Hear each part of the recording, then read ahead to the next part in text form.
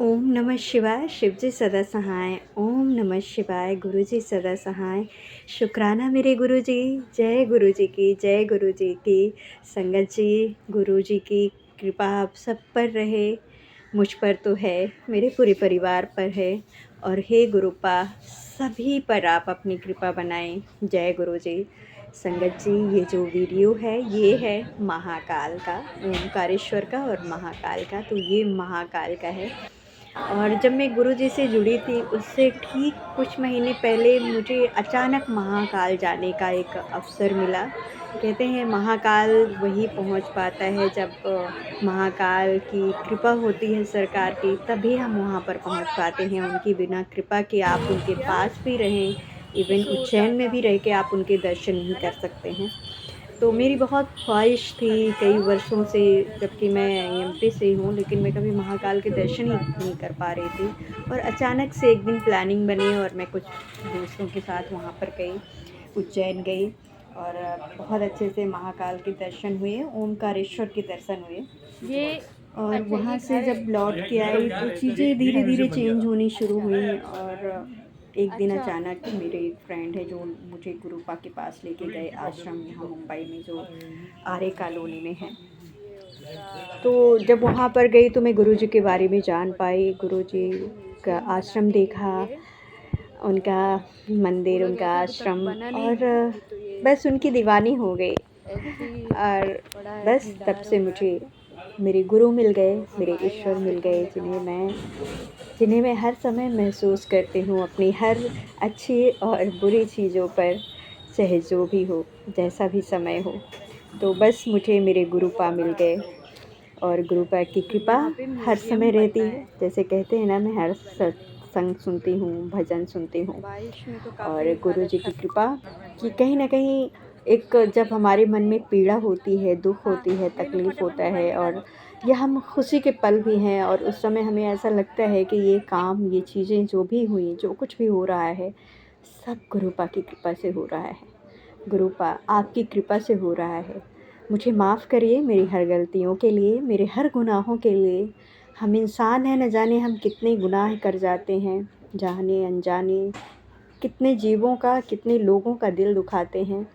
उन हर गुनाहों के लिए मैं माफ़ी मांगती हूँ। पता नहीं कितने वर्षों से हम कितने गुनाह करते आए, और इस बर्थ में अगर सही गुरु ईश्वर की तरफ हमारा मन अगर थोड़ा सा भी हम कुछ जान पाएँ कि ईश्वर क्या है, हम क्या हैं और हम क्यों आए हैं, हमारा आने का यहाँ मकसद क्या है, तो ये गुरु कृपा से ही हम समझ सकते हैं।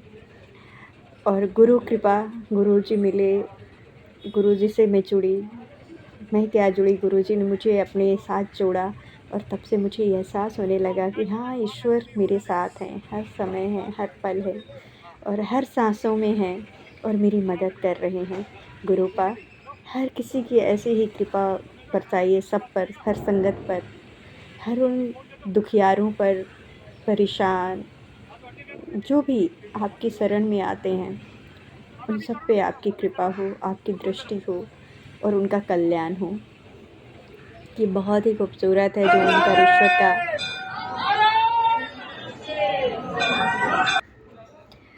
तो मुझे अपने जीवन में एक चमत्कार ही लगता है कि मैं ज्योतिर्लिंग के दर्शन किया, दो महाकाल, ओमकारेश्वर, और लौट के आई और फिर गुरुपा के दरबार में गई। तो गुरुपा की ब्लेसिंग मिली। गुरुपा, मैं एक छोटी सी जो तस्वीर है, उनका स्वरूप है गुरुपा का, मैं लेकर आई घर पर। वही मेरे पास छोटा स्वरूप ही है जो मैं मंदिर में रखी हूँ, क्योंकि मुझे कुछ ज़्यादा पता नहीं था कि गुरुपा की आरती कैसे करते हैं, उन्हें भोग कैसे लगाते हैं। मुझे जो आता है मैं वही करती हूँ, और गुरुपा अच्छे से जानते हैं कि उनकी बेटी को थोड़ी नादान है।